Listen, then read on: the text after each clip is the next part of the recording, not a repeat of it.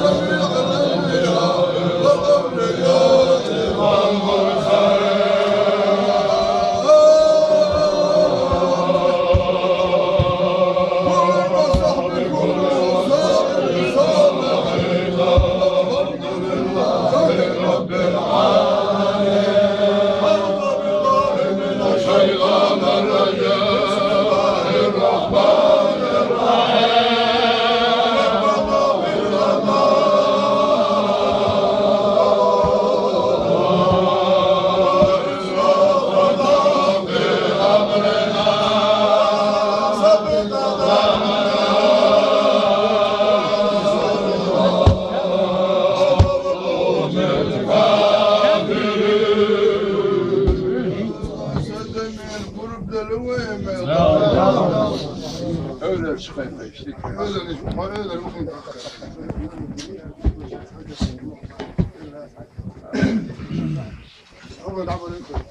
أعوذ بالله من الشيطان الرجيم بسم الله الرحمن الرحيم ربي لا حول ولا قوة إلا بالله العلي العظيم يا رشدا يا مساعدة يا نور الله شخص كورونا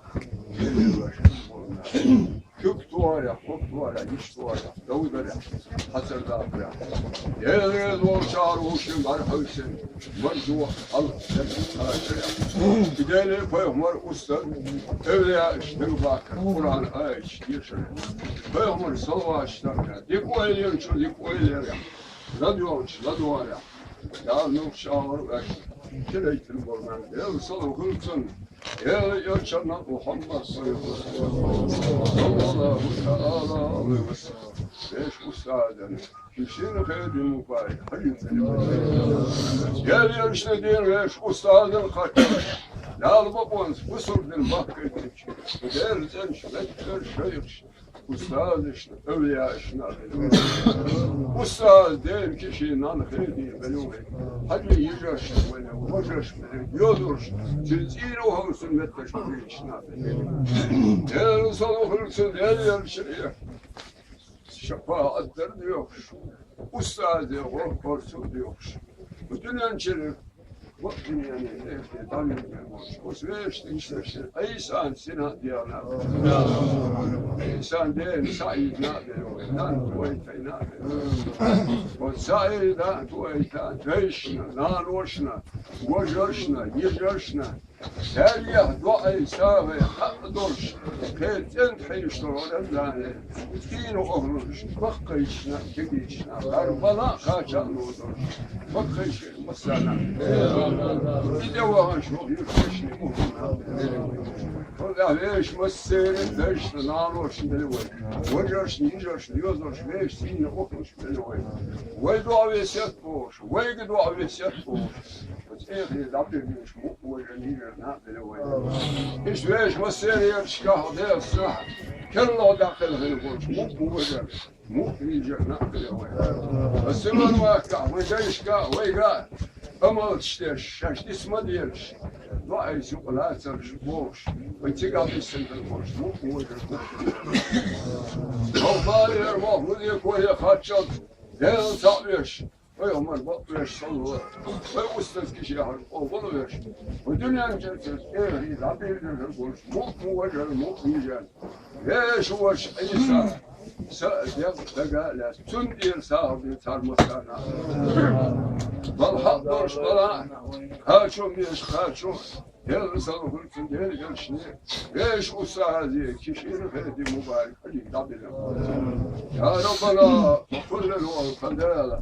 حقيقة الحلق بولش فقال تقدر توجه يشتغل متوتر فقلت انسان صوت في بيت المرأس اي ساسي ديغي دقاش حوز الله يصير الله يدوح بالغ ولا بالغ برجع ولا برجع موك يحلق واك الله حقيقة اطوار يرسل شفاك استاذ الله عنده هذه ما شاء الله كنتم تفضلنا محمد أمتنا يشتري يا الله يشتري